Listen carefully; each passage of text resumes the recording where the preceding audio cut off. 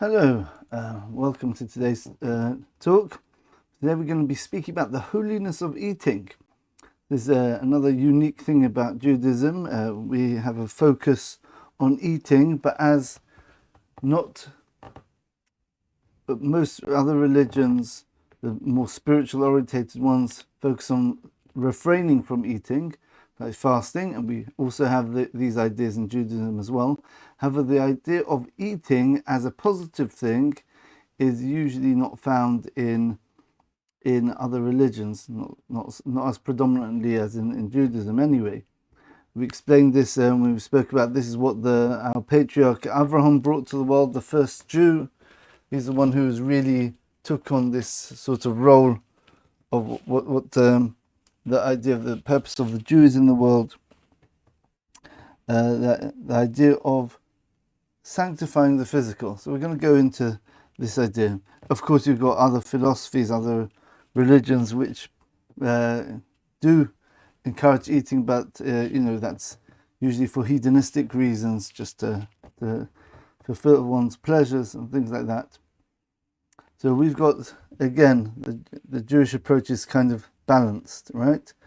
We don't get dragged down by the eating, but we don't not eat at all. Everything in this world is meant to be used for service of Hashem, or the way we've been explaining it on the much deeper level. Remember, once you understand the first 3 keystone lectures, you really appreciate why these ideas resonate with truth and meaning. The idea is that we are trying to bring down God's holiness into the physical world. Remember, we spoke about in the first keystone lecture about the need for evil. The idea is that the world should be in a place which is absent of God's light, right? And the idea of the physical world hiding the true spiritual roots, which is ultimately God, right? That's evil. When we see the thing which should be visible is invisible, and the thing which should be secondary is there in your face. That's a flipping of reality. That's called falsehood. That's why this world's called the Alma de Shikra, the world of lies, because when we see the world, we're not seeing reality. We're seeing the facade, but we're not seeing the truth behind it. So how does it work? Let's go into a bit more of the details about the idea of eating. And as we say, the idea of eating is we're trying to elevate, or we're trying to imbue spirituality into the food, but we're going to see it's much deeper than that. So we'll start with this idea which we've touched on once before. Let's bring something up here. Okay, here we go. So I've done a little chart for you here to show the 4 levels of things which exist in the physical world anyway, and their corresponding spiritual elements. So you have on the bottom, you've got the inanimate. That's called doimim. Doimim means literally quiet in Hebrew. And this represents things like stones, earth, water, things which don't have any living element to them. Then above, then you have the more spiritual things. The first level where you've actually got what we call a soul is called a nefesh. Nefesh literally means a soul. It comes from the word to to rest, a resting soul, if you want to translate it like that. And that is for plants, anything which grows, anything which this soul is the one which is needed to survive. For example, when humans sleep, the other souls leave them except for the nefesh, because this is the one which keeps them alive. And the other ones, that's how dreams happen. The higher levels of the souls go floating around and coming in contact with certain beings. However it works, that's how dreaming works. But that's a whole massive discussion for another time maybe. And this is called soimech. Soimech means to sprout and to grow, right? And the nefesh needs to have an element of growth and reproduction. The ability to start off small and to grow into something larger, then when the larger thing can then reproduce and produce the next generation. That's all because of the nefesh. Then the third level is chai, which is animals. Chai means living. This is what we call, what we refer to as living things. They have something called the ruach, which means the spirit or the wind. The animals, or any moving creature, right, it has emotions, right? It's the emotional one. Let's maybe add that in. There you go. So we added that in. Okay. So within a human, the nefesh, the plant soul is found situated in the whole blood actually, but the source of the filtering of the blood is the liver. This is the soul which gives a person the urge to eat and to recreate. So that's the lower soul, and that's the one we have in common with animals and plants. And the ruach, the wind or the spirit, is found in the heart in humans, and that's the emotional soul. It's the one which gives us our midas, our characteristics, which we spoke about. We gave a whole lecture on that. And the one about simcha, that's our previous lecture, I think. Even we went into that quite a lot, and also we spoke about free will and how free will actually works. The three souls, these are the three we're talking about here: neshama, ruach, and nefesh. Right. The highest one is in the brain. That's by medaba. That's by human beings. Human beings have abstract intellect, and that's the neshama. Neshama means literally to breathe. Neshima is to breathe.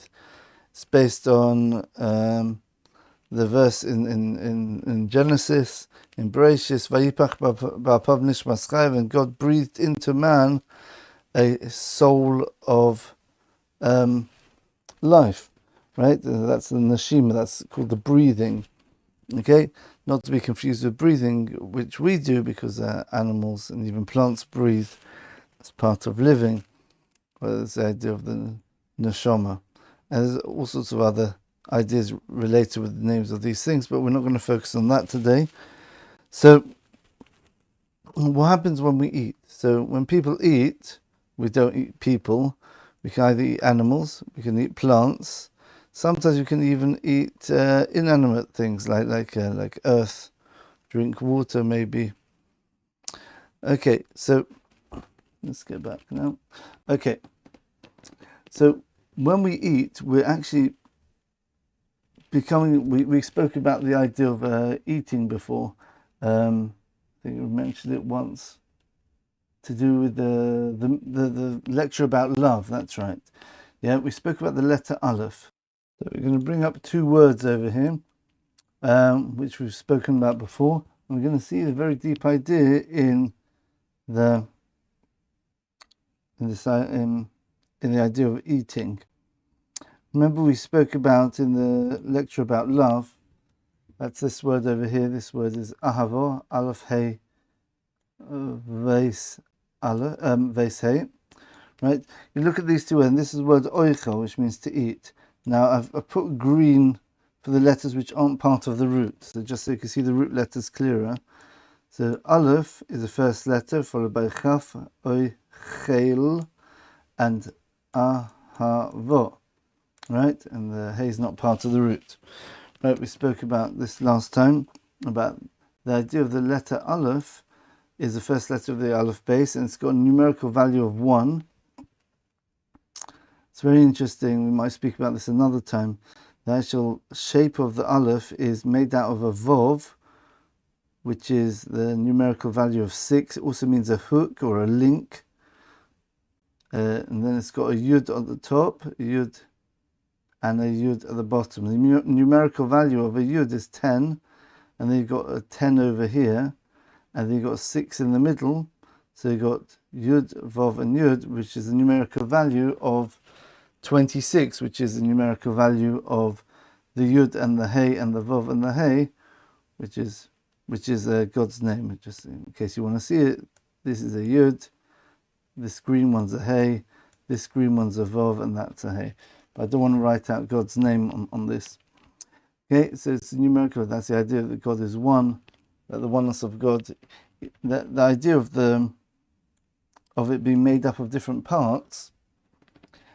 Why isn't the letter Yud? You see, the letter Yud always represents the idea of a unity, of oneness.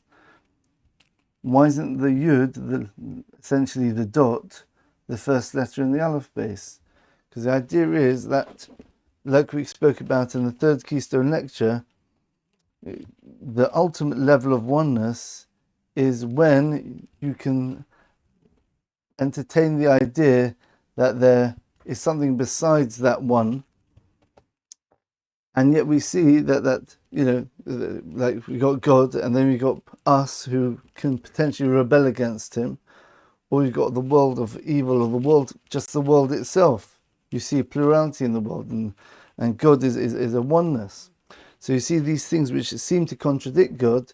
When God finishes the process of the rectification of this world, ideally through our free will, then we reveal that everything is actually only God's will and God's desire, and there's no other power besides God. So the idea of true oneness is oneness which is made up of parts. You've got two different parts, and they come together to create a new oneness. That's the ultimate level of oneness. That's the idea of God's revelation in the world as being one, and there is something which seems to contradict that, and after the bridging of those two things together, we revealed a higher level of oneness. Right? We spoke about that before, and we probably will again. This is a very fundamental idea. So that's how the letter Aleph works, and it's very interesting. You look at the way the Aleph is set out. You've got the Yud on the top, the Yud sort of like the hand, let's say.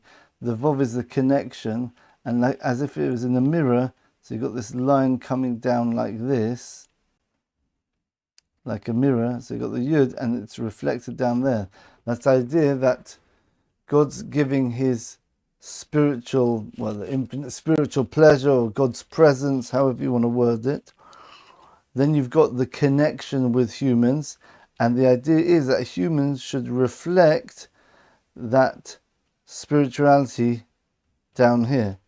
Remember, that's the whole idea of us becoming infinite givers like God, right? So just like God's an infinite giver, he gives from his hand, so to speak, to others, right? So and we copy him by being infinite givers ourselves. That's the lower Yud of the Aleph. And the Vav is the idea, now that you've got an infinite giver and an infinite giver, connect them together, they become joined together now because they're both infinite givers. We become similar to God. That's a beautiful idea of the letter Aleph over here. You can see all that. So you see the genius of the Hebrew language is not just the shape, not just the numerical position of the letters has significance, but even the shape of the letter has very deep significance. It's the idea of the Yud here, the Yud there, and the Vav which connects the two hands, the two Yuds together. That's the idea of the ideal, the higher level of unity. Right? Even the sound of the Aleph is the idea of oneness, right? It's something which is intangible, right? So the it doesn't have a distinct sound. It's just like a sort of a primal sort of right? Whereas the other letters are base, which you see over here. Base is a b sound. It's got a very punchy sound to it. That's the base there, right? And then you go to the hey. It's a sort of like a breathing, like an H, and the Vav is like a V or a W, depending whether Ashkenazi or Sephardi Jewish pronunciations pronounce these differently, right? The Aleph is just it's just like a sort of transcendent, because the idea that the one contains all the others. And it's very interesting that we spoke about the numerical value of the Aleph here, being a yud and a vav, which is 10 plus 10 plus 6, which is 26, which is God's name, there's actually, including the final letters, this is actually a final letter here for those who don't know Hebrew, at the end of a word, there's 5 letters which actually change their form. Here you see that this is the normal form of the word, the letter tzadi, and this is the final letter tzadi. See, what's happened is instead of it bending round at the bottom, it has the same shape, but just it goes down. Okay, right. Here's another example of final letter. You've got the mem and the mem. Doi mem. Yeah, the mem. That's an open mem. You see, it's open at the bottom, and then you've got the final letter as a closed one. Right. So if you include the 5 final letters with the 22 basic letters of the Hebrew alphabet, you get 27 letters, right? So Aleph is the first of the 27. So the rest of the letters besides the Aleph are 26. So the idea is that everything is contained within that first thing. Everything's contained within God, which is represented by 1. 1 is the number, the letter which represents God. As we explained, the idea of the numerical value and the fact that it's the first. So 26 contains the other 26 letters of the alphabet. Very interesting idea there. Yep. Okay, right. So we spoke about Rav Shimshon Hirsch from the 1800s, a very great rabbi, very great linguist. He wrote an etymological dictionary. So he says that when you have a root letter in Hebrew, we understand you've got a 3-letter root, ohav, which means he loved or love, and ahavo is the infinitive love, it's a noun, I guess. Oichel means eating, right? But the root letters are the aleph, the chaf, and the lamed. Actually, every root letters always have 3 letters. Yeah, there may be exceptions according to some opinions, but basically there's always 3 root letters in any verb in Hebrew. A verb can become a noun as well, like we see here. Ohav means he loved. Ahavo means love, so it's the verb and the noun. Like we have in English as well. He loved, that's a verb, and love is as a noun. Okay, but besides there being a 3 root letter word, a 3-letter root for each idea, each concept in Lashon HaKodesh in Hebrew, you have the idea, which is an amazing idea, that you actually build it up elementally. The first letter is the primary idea of the concept. Then, with the second letter, it sort of qualifies the concept a bit more specifically, and the finishing touch is the 3rd letter. So you go Aleph, Hey, Veis.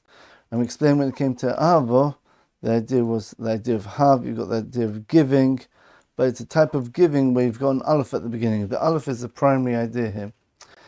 And we explained that, we'll explain it again now, that the letter Aleph at the beginning of a word signifies 2 ideas. It signifies the idea of unity, because of course the letter Aleph represents, as we explained, the whole idea of unity, the idea of unity of the higher Yud with the lower Yud between God and us and humans. The idea of 1, the numerical value of Aleph is 1. So so Aleph is 1 itself. Also, it's the idea of reciprocity. Reciprocity means that when you do something to someone else, that you get back the same thing which you're doing, right? Or it's reflexive. The action which you do ends up being done to yourself, right? So explain this in terms in when we spoke about Ava, love, which starts with an Aleph. It's the idea of Hav, of giving, right? But it's with an Aleph at the beginning. What's the Aleph at the beginning? It's the idea of a type of giving where there is a reciprocity, it's reflexive. You love the other person, right? But really on one end, that causes love back to you. But more pertinently, the idea is, let's get me back here. The idea is that when you love something else, that love is actually affecting you. When you love someone, it draws you in. Yeah,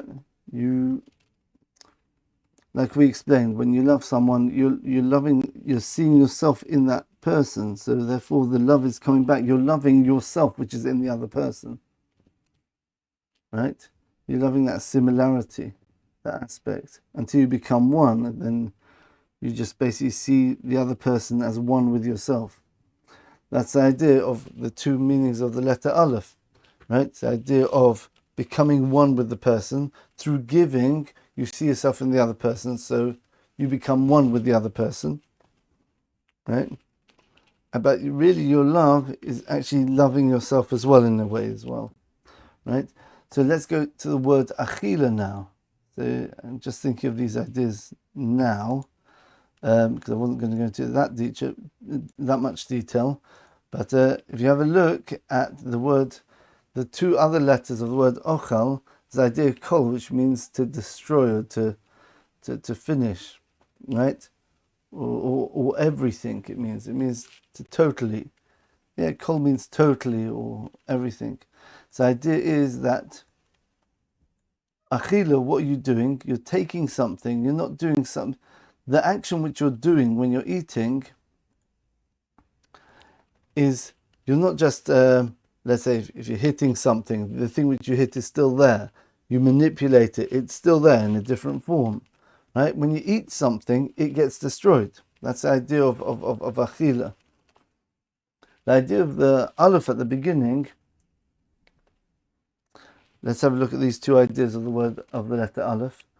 So one meaning of the word Aleph is oneness. You become one with the thing which you're eating. When I eat an apple, right, I destroy it in a way where I become at one with that thing which I'm destroying. If I destroy something, I smash it, I'm here, and the shards or the broken pieces are somewhere else. Eating, I'm doing some sort of consuming where it becomes part of me. And we explained the idea of eating can also mean a reflexive thing. I'm eating the thing, but that thing is also eating me in a way. It's drawing me in to itself, right? When you eat something, you get attracted by that thing. You eat something because you want it, but because you want it, that thing is sort of like pulling you in to eat it. So you happen to be devouring the apple, but really the apple is devouring you. It's making you eat it. It's becoming one with it. That's the idea of the reflexive, reciprocal relationship between what we eat and what we, and the thing, between the eater and the thing which is being eaten. Now let's look at it a bit deeper now. Let's go back to our original chart. So look on top. So what happens when we actually eat? So when we eat, who are we? We are man. We've got a neshama. We're on a very high level of spirituality, more than anything else in the creation. When we eat, let's say, a piece of meat, what's going on here? When we eat a piece of meat, we are becoming one with something which is a lower level of spirituality than us. So that's dangerous, right? So when we eat something, it becomes part of us, but remember, it becomes one with us, right? And it can eat us just as much as we're eating it. So we got big danger now. A person eats a piece of meat, which is quite spiritual. It's got two of the three souls, we said, but we are on a much higher level. The difference between the souls is massive. It gets much more subtle. The difference between the higher souls and the lower souls is much more subtle, right? It's the difference between a stone and a plant is vast. Between a plant and an animal, well, you can see if you observe them, they seem very similar. It's just one moves, the other one doesn't. And the difference between humans and animals is much harder to see, because you have to understand the idea that when humans communicate, they're communicating abstract ideas which are nothing to do with the physical world or survival or relationships between the species. Right? So, but the differences are very, very, very deep. So when a person eats meat, what happens is, if a person's not careful, he'll get drawn down, he'll become more animalistic. As they say, you are what you eat. There's a very deep idea there in Judaism, that eating non-kosher foods, right, for Jews anyway, for non-Jews it might not apply because for them it's kosher, but I'm not sure, right? But when we eat non-kosher food, the idea of the dietary laws in Judaism is that when eating something not kosher definitely drags us down to the level of the object, and that causes a blockage and impurity within us which stops us functioning like a spiritual being. We become animalistic, literally. The question is now, what's going on with the other levels? One's when you eat, so people who are vegetarians, they get all excited, say, therefore, yeah, see, the rabbi says don't eat animals. But 1 minute, eating plants is much worse. Because what can happen when you eat plants? You're on a level of man, right? A level of medaber, right? And if you eat a plant, then one of three things can happen. Either, ideally, the plants join up with a human and get elevated to the level of man, or the worst case scenario, the man goes down to the level of plants, or they kind of meet somewhere in the middle, right? And the plants get elevated slightly, and the human goes down in his level of spirituality slightly. So eating vegetables is worse. And if a person's got, let's say, eats a carrot and there's a bit of dirt on it, then it's even more dangerous because you've got something which is 3 levels removed. You've got doimim, something inanimate. So you've got a massive battle between the spiritual human who's trying to elevate this physical things, like we said, we're taking the physical world, we're trying to elevate it by becoming part of us. But because it's becoming part of us, there's a massive danger that we become part of it. That's a reciprocal relation of the letter Aleph, Achilah, right? Us destroying something means we become that thing, as opposed to it becoming part of us. Consuming it, we get consumed by it. Right? That's why the Gemara says a very interesting story about one of the great rabbis in the Talmud, called Rav Chisda.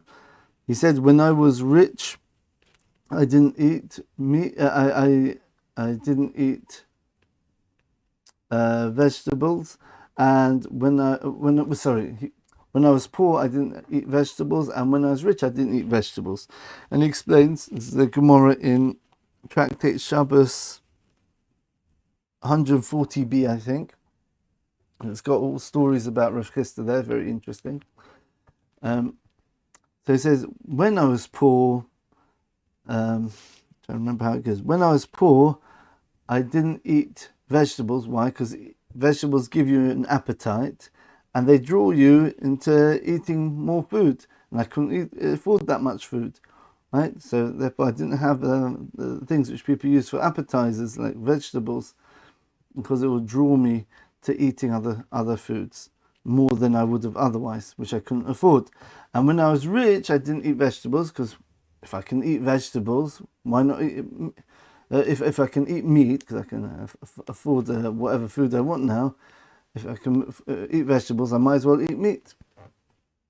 There's a very deep idea that the Ben Ish Chai, the rabbi, lives about 100 years ago, a very great Kabbalist. I'm not sure if it's his own idea.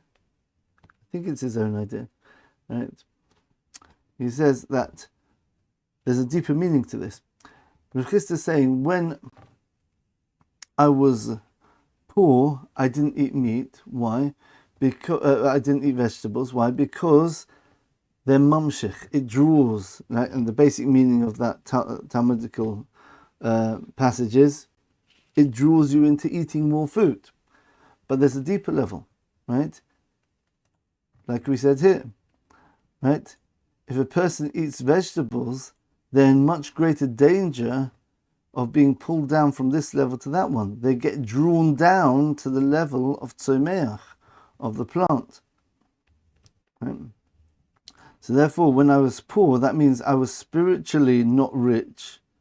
That means I wasn't on the spiritual level where I could take something on such a low level like plants and vegetables and raise them up 2 levels to go on my level and sanctify them, become part of me. Yeah, so when I was poor, I didn't eat vegetables because they would draw me down. And when I was rich, that means spiritually rich. I had that spiritual power. I was full of that spiritual power later on in his life, where he was much holier than he was when he was younger, and he had the ability to take the vegetables and raise them up to the human level, but it still takes a lot of work. So he says, when I was rich, if I could eat vegetables, but I might as well eat meat.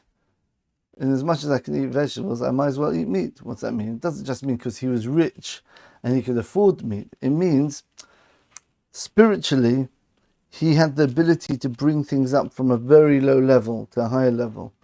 From the level of tzomeach, plant life, 2 levels up to the level of human.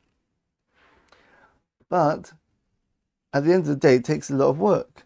So instead of doing that, why don't I just eat meat? Right? So, and it would be much easier for me to elevate the meat, which is just 1 level. So maybe he went on the, what's it called? What's that diet? The ketone diet or the Atkins diet? Right? The lion diet, where he only had meat. Okay, whatever it is. But we see from the Ben Ish Chai that there's a very deep meaning to what he's trying to tell us here. Is when you're eating food, you've got to be very careful, right? Even people who have got the power. So the Ben Ish Chai actually says, I think this is the Arizal, like for a person to elevate meat, it's just 1 level. It's actually quite easy. Anyone can do that, theoretically, right?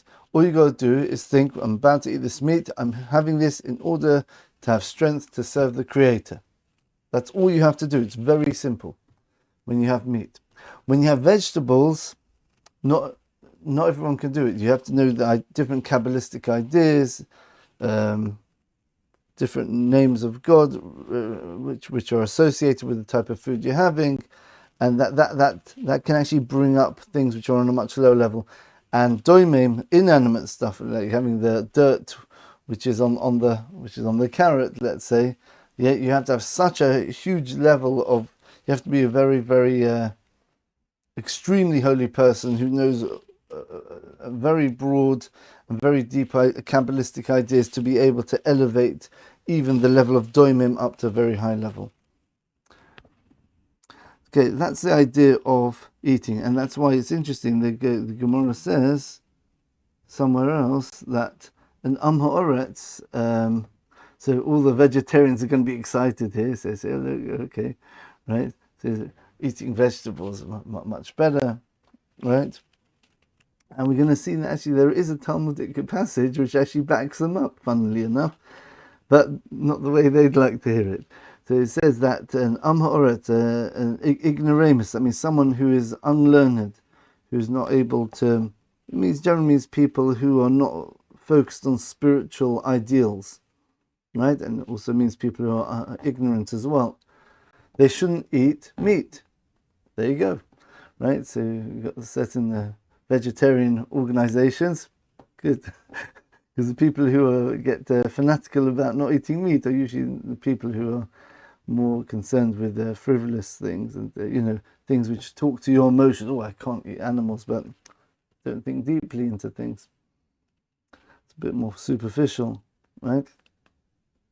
What's wrong with eating animals? Other animals eat animals. If you think that it's like cannibalism, well, 1 minute, but other animals eat other animals. So why can't? If you only think of humans as animals, why can't you eat an animal?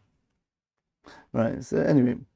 So, right, so what's the idea of an ha'oretz not eating meat and only a wise person, a Talmid Chacham, can eat meat, it's because when it comes to vegetables, everyone's got an excuse. Everyone's got an excuse. You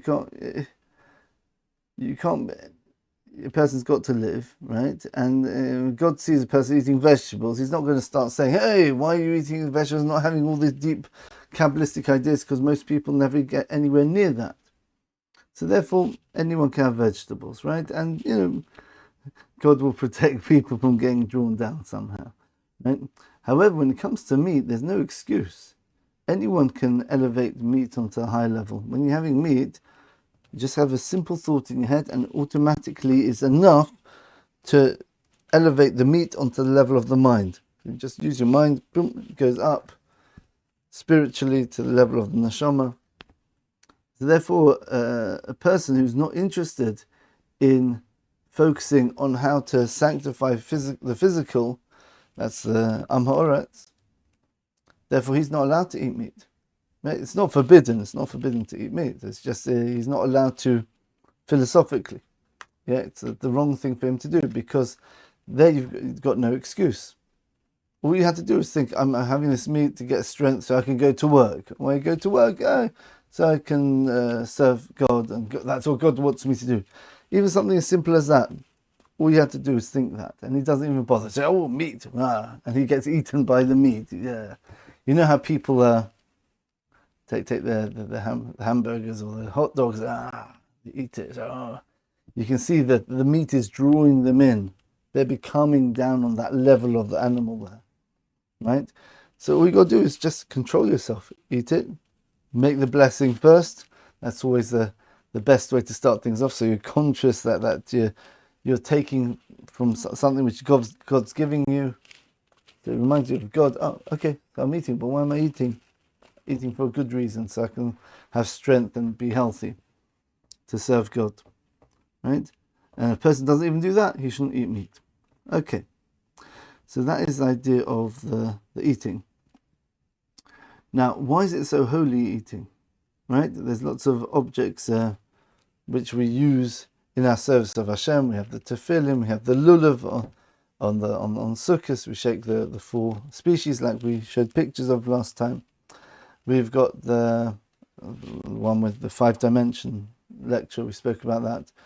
We've got the idea of the tzitzis, the strings. We're taking wool, making them into fringes and strings. Right? Blow the shofar, the ram's horn. Why is eating so holy? Right? In chapter 11, was it 13? I think it's 11 or 13. I think it's 13. No, it's 11, right? Chapter 11 in Leviticus, Pasha Shmini, got a very long, sort of like 50 verses odd there, all speak about the kosher, non-kosher foods. And right at the end it says, V'yiskadishtem v'yisem kadoshim ki kadosh oni, right? And you should be holy, and you should sanctify yourself, and you should be holy, ki kadosh oni, because I am holy. Let's bring up that verse. There we go. So I put Rashi in, if anyone wants to see the Rashi. So he speaks about, these are the creatures that you may eat amongst all the animals on the earth, right? And the ones that split hooves and chew the cuds you can eat, okay? Right, and from certain other animals that we spoke about, the 4 non-kosher animals, which are, with the many more than 4, but the 4 which only have one of the 2 signs. We spoke about that when we spoke about, I think we spoke about the 4 exiles, the Jewish history in terms of the 4 souls corresponding to these 4 animals, the camel, hyrax, the hare, and pig, how they translated it here. Right? Then we've got kosher, non-kosher fish. Then we've got creepy crawlies.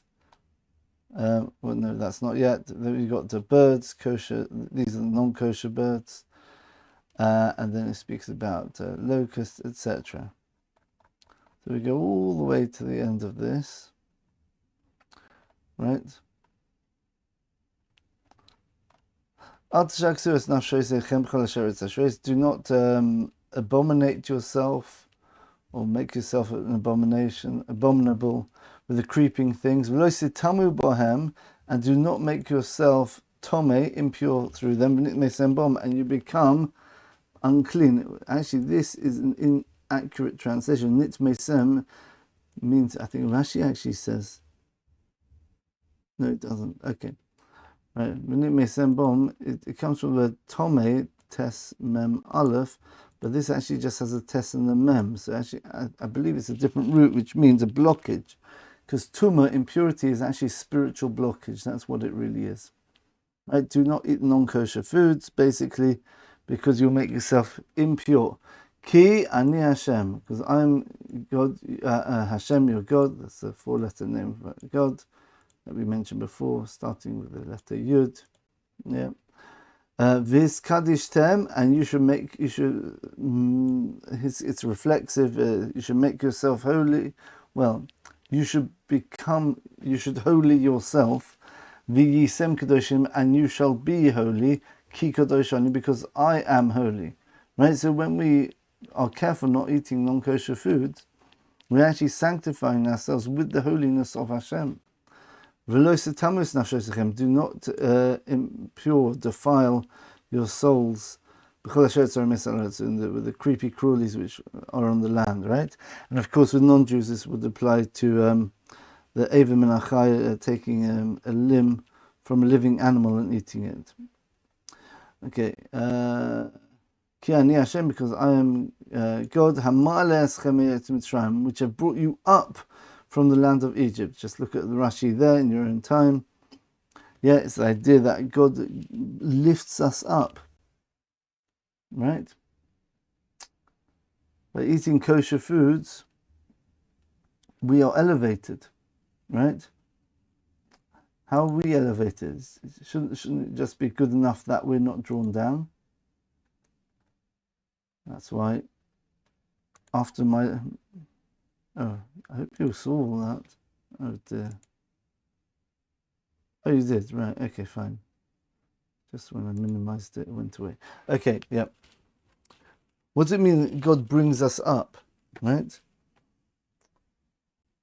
It's usually when it speaks about remembering going out of Egypt in connection with a certain commandment, Hashem took us out of Egypt.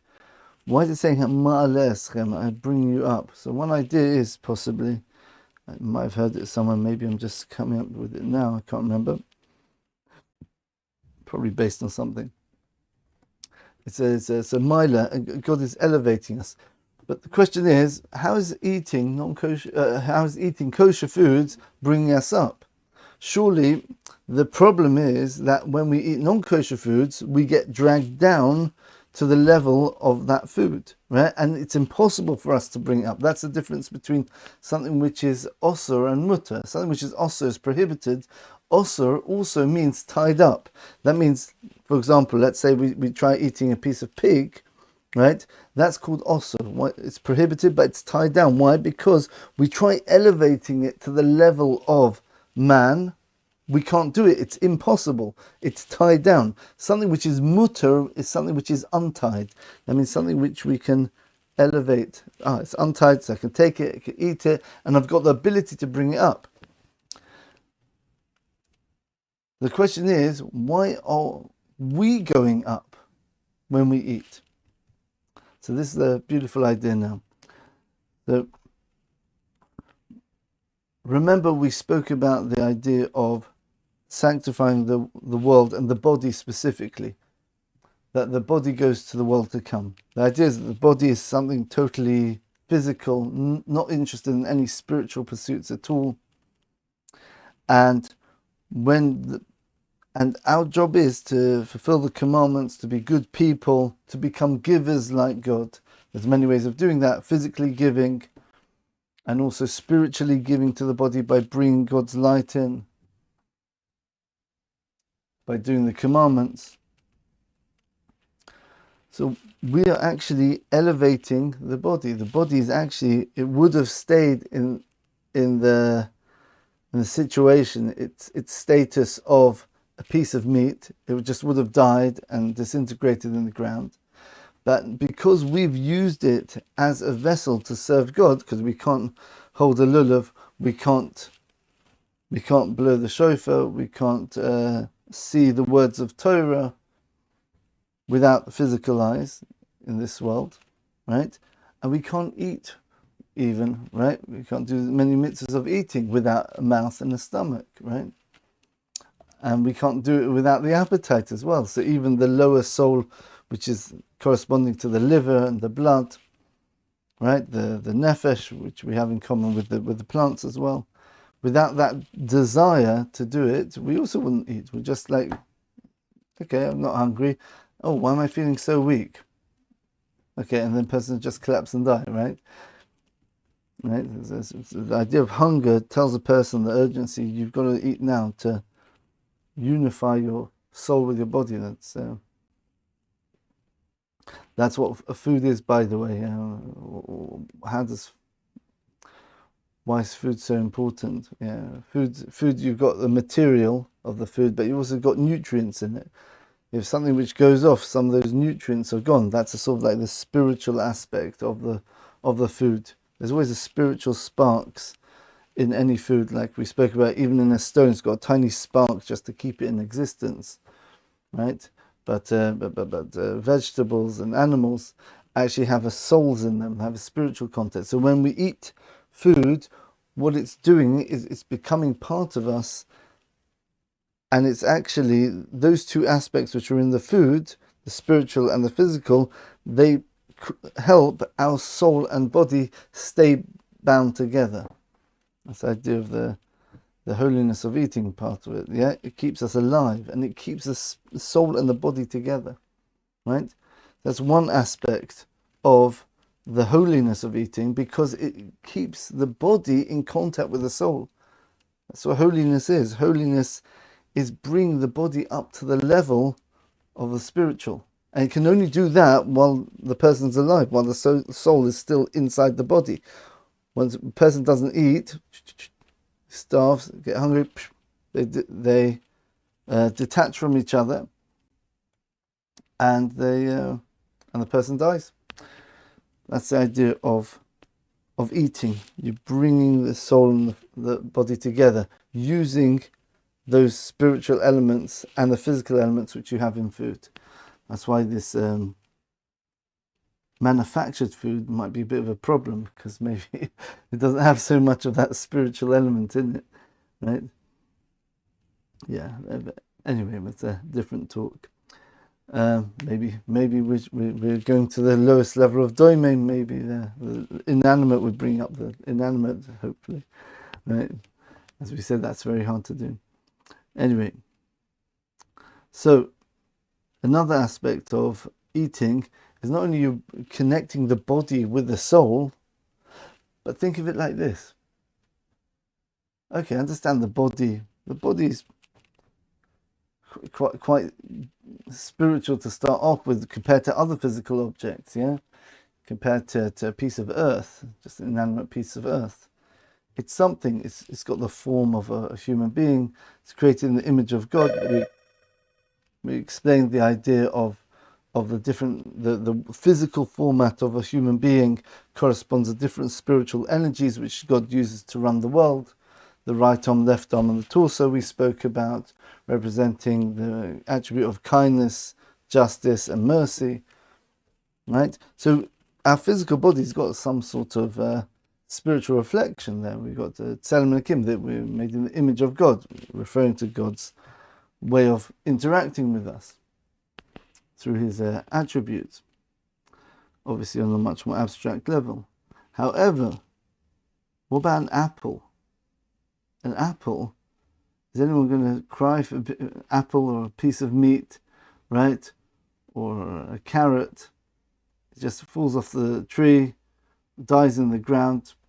Okay, that's the way the world works. Okay, fine. So it's not a tragedy. But think of this, right? When you eat an apple or a piece of meat, right, which was from an animal, remember that animals also eating grass as well, right? And the grass has absorbed nutrients from the earth. So you've got all the different levels there. You've got the... Where is it? Here. You've got all the 4 levels at work here. You've got the person, he's eating the meat. The animal, in turn, in its life, it ate plants. The plants had their nutrients were from the earth. So when a person eats an animal, or a plant, they're actually eating all these different levels. Very interesting.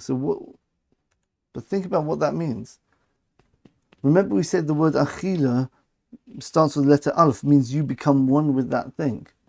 When we eat an apple or a piece of meat, then all of those things which got absorbed in the apple, right?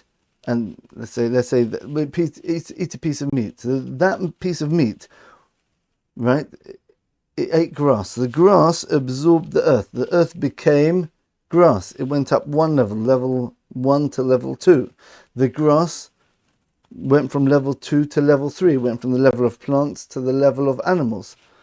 Right? Now this animal is already kind of done bringing things up to his level. When we eat the meat, we are taking essentially all of that grass, right? All the earth, the animal itself, which if we wouldn't eat it, it would just die and be insignificant. We, by making it part of us, there's no difference between us and the food anymore. It is us. It becomes us. So essentially what we've done now is I hope you're understanding how incredibly it's mind-blowing, this idea. An apple, which literally could have just gone on the floor, rotted and died. Okay, the apple doesn't care. But now what we're doing by eating it in the right way, we are making the apple at one with us, and the apple, because it's part of us, is going to go to the world to come. The apple is going to have consciousness and awareness of God, and it's going to live forever having an infinite spiritual pleasure. The apple. Right? I speak in person, you'll see me getting even more excited because I'm waiting to see the expression on your face. But your jaw should be dropping at this point. Yeah, the food which we eat goes to the world to come. It becomes conscious, aware, because it becomes part of us. So what have we just done? We've given infinite pleasure to not just a body, but it's the lowest of the low thing, a piece of earth.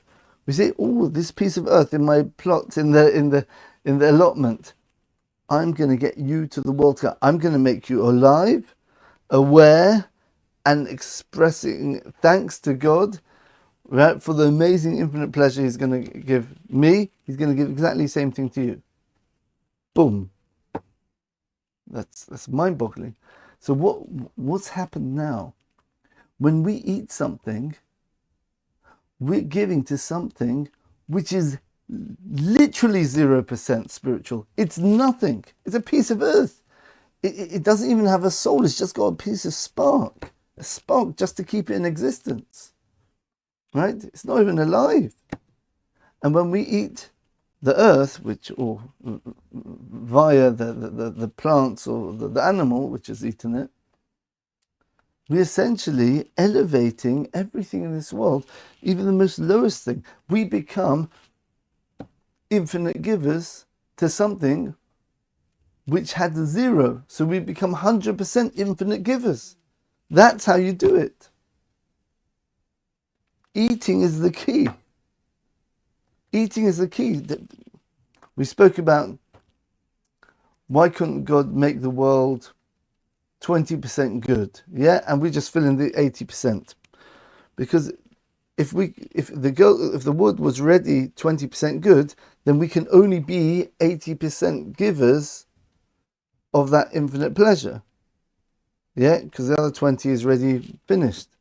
So therefore we can't be exactly like God. God gives 100% because nothing existed before God created it. So God's giving is 100% giving of whatever X is. X is the infinite pleasure. So when we give to our body, the body's already got some sort of spiritual element to it, however small. So we're giving to, let's say we give to the body is like 0.001%. Okay, so we're giving 99.999%. Okay.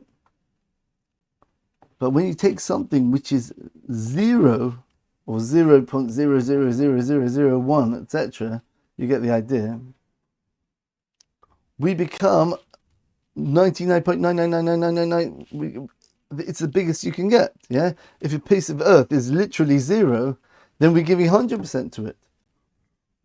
And you can't really do that with any other mitzvah, right? Even when you take an object, you shake it, you're sanctifying it, but it's still got its own separate existence from you. It doesn't become a human. It's become a vehicle for spirituality. You're sanctifying the objects which you do the mitzvahs with. However, they're not becoming you. They're not becoming part of the man himself. When you eat, you're elevating literally to become one with the person, right? Which reflects the idea of what we're trying to do, becoming one with God, in as much as that's possible, however close we can get. But that's the idea. We want to be exactly like God, right? So eating is the only way you can actually do that. That's why the holiness of eating is focused on so much in that chapter there, right? The Mesilas Yesharim, the Ramchal, one of his books, he speaks about different levels of spirituality. You've got people who are careful not to do the wrong thing, then people don't even want to do the wrong thing. They're not interested in doing the wrong thing. They're excited about doing the right thing. Not just they do the right thing because they have to, they get excited about it. Then you've got much higher levels of people who are on the level of holiness. And he explains the difference between the of purity, which means I'm not interested in physicality, and the idea of kedusha, which is holiness, is Torah, purity. I'm not interested in anything physical. It disgusts me because I know the danger it can pull me down. However, when it comes to holiness, he says once you reach a level of purity, then one of the latest levels is, the highest level is holiness, which is, I see an object, I think, how can I use that to serve God? Food, I'm going to eat it. And this represents the difference between King David and King Solomon. King David, he says, Libi cholol b'kirbi, my heart is empty inside me. That means he didn't have any desires for the physical world, right? He emptied them out. Whereas King Solomon, King Shlomo, we know he married 1,000 wives, yet his banquets were legendary, literally, yeah. The verses speak about what he had at his table, right? And that's just for the guests, I think it was. Yeah, huge, massive amounts of food and everything, right? The sacrifices he brought, he's constantly taking the physical world and elevating it, yeah?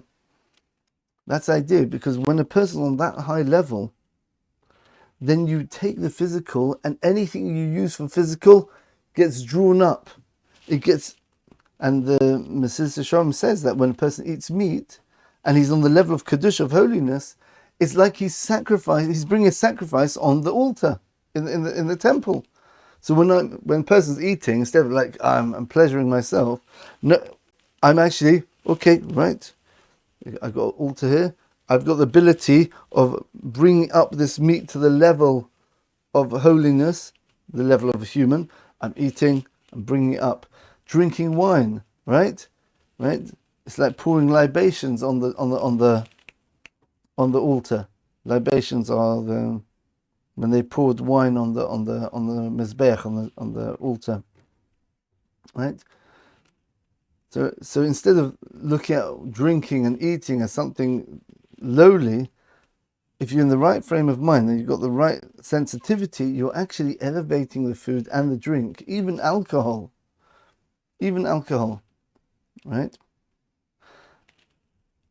and you're sanctifying, you're giving the opportunity of these things which can draw a person down more. The more they can draw a person down, if you succeed, you're making something which is even more opposite to holiness become holy. Right? I hope you're hearing all the ideas of all the different lectures we've been speaking about until resonating in these ideas. Right? It's a beautiful idea. And that's why there's two actually, but there's two blessings which are ordained by the Torah itself. We make blessings on food and everything, and on when we do commandments, we make blessings first. Yeah. I'm not getting to the idea of what blessings are exactly, right? But the idea is that we're thanking God or we're praising God for the things He gives us. There's only one example, besides the blessing on learning Torah, there's only one other example where the Torah says you have to make a blessing. All the other blessings are rabbinic institutions. The rabbis instituted we make blessings before food, before doing mitzvahs, doing the commandments, when we hear thunder and lightning, or strong winds, or mountains, we make blessings on them, show God's amazing handiwork. It's all rabbinic. There's only one example, which is brought down in the Torah, and that is the blessing after you've eaten. Right? That blessing is so holy that for people who know the halachas, the idea of the mayim achronim, we wash our hands before benching. Not everyone does it. There's a discussion whether is it only because there might be dangerous salt on the hands which might blind a person if they scratch their eyes off from the food. But there's a Kabbalistic idea, is that when a person benches, when a person's eaten, he's done such a holy thing, he's just elevated the lowest thing in creation, which is something inanimate, right, onto the level to become an actual human. He is a human now. The food is human. It's not just coming close to human. The human functions with the same nutrients which were previously the food. They are now him. They've become a human. You've done such an amazing elevation of physicality. You've been such an infinite giver to something so low in such a powerful, intimate way that the amount of holiness and the power you can do to fix the world is immense at that time. And we do that through the benching. The benching is the blessing which we make after the food. It has an enormous power. In fact, that's why the custom is, after we finish the benching, we've got a whole section of harachamons. We ask God for livelihood. We ask Him for He should be proud of us, right? He should for the Messiah to come. He should bless our house and our table, right? And the Sephardim, they've got a whole list about 20 of them or something like that, right? Why are we suddenly praying for random things after eating and after the blessing on the food? The idea is that since it's so holy, like it's literally the windows of heavens have opened up, because you've done such an immense giving of spirituality to something which is so low that God, measure for measure, is in that sort of mode as well. He's giving immense blessing to us. So let's tap into that. So let's say the harachmans, let's say these prayers for everything. Like, give us this. Yeah, it's amazing. It's an amazing time. It's such a holy time after a person's bench. That's why it's very important when a person's benching. This is for the Jews out there, because it's quite long. It's 4 decent length blessings, not short blessings at all. The person has to focus and then think about what they're doing and not just mumble it off by rote. And in fact, because the potential of holiness is so powerful, there's an equal and opposite force of evil which comes at the same time, which tries to say, look, they've done something so holy, but look how they're benching, look how they're thanking you. They're just like laughing, whatever, and not paying attention. So that can create, and the side of evil is very scared, because it's getting a lot of its divine energy taken away from it and given to the person who's just done the eating and the blessing. So it's doing whatever it can to take from that energy so it can survive itself. Because, okay, I don't want to get sidetracked here, but evil gets its energy from us, right? When we do wrong things, that gives evil strength, right? So evil tries as much as it can to draw from our energy, and it tries to accuse us. The Satan is the accuser, Satan, right? He accuses us, hey, he's not benching properly. He's not saying the blessing properly. He's not thinking. He's losing concentration. He's messing about. So the idea is, okay, I'm not going into this at all now. But the idea that when we wash our hands beforehand, it's some sort of distraction for the Satan and the evil forces which are trying to accuse us and to try taking from that amazing energy which we're bringing down when we say this blessing, right? That's a spiritual idea of washing hands. So, as we say in Judaism, everything's got multiple levels. From the basic level, we wash our hands because there might be salt on them, but there's much deeper levels, and that's why even nowadays we don't have this type of salt. We still wash our hands for the Kabbalistic reason, in order to make sure that even if we don't have the full concentration during the blessing, the forces of evil are not able to sort of like cause any trouble with that. That's the idea of the holiness of eating. And if you remember, what was the very first sin? The sin of Adam. What did he do? He ate from the tree, right? This shows us the importance of eating. Why is eating? Why didn't he looked at the tree? Why didn't he smell the tree? Why was it eating? Right? We understand now. Because eating is the ultimate level of the purpose of the creation. Right? Yeah, by the way, we mentioned before the idea of Adam naming the animals. What was the idea of naming the animals? He wasn't allowed to eat meat. Why? Because when he named the animals, that was his eating of the meat. Right? What he was doing is, by giving names to the animals were, remember, only one level below him. He was actually giving them, he was connecting them with this spiritual source of what they were. The Aryeh, the lion, the physical lion, I'm going to connect you with I'm going to elevate you to your spiritual roots, which is your name. So by naming the animals, that's a very deep level of understanding what Adam was trying to do. He wasn't just recognizing the names. He was recognizing the names, but he was doing something more. He was actually elevating the animals onto the level of the spirituality. And therefore he wasn't allowed to eat animals because there was no need. Why cause suffering for now? Why kill an animal if there's no need for it? Yeah, of course, right? But he was allowed to eat vegetables and other things, and the way he elevated them would have been by eating it, but he messed things up because he ate from the tree of knowledge. Now, what's he done now? Instead of elevating this world, he's taken from the tree of knowledge, which brings a person down to the level of knowledge of evil. So now the knowledge of evil is part of him. That's why it was so destructive to eat from the tree. It was a terrible thing. It's the worst thing you can imagine now. If eating is the idea of we're taking the physical, the world of evil, and we're making it good, right? Which is the purpose of creation, like in the very first Keystone lecture. What's the exact opposite of that? Being drawn down to the physical in the most intimate, intense way possible.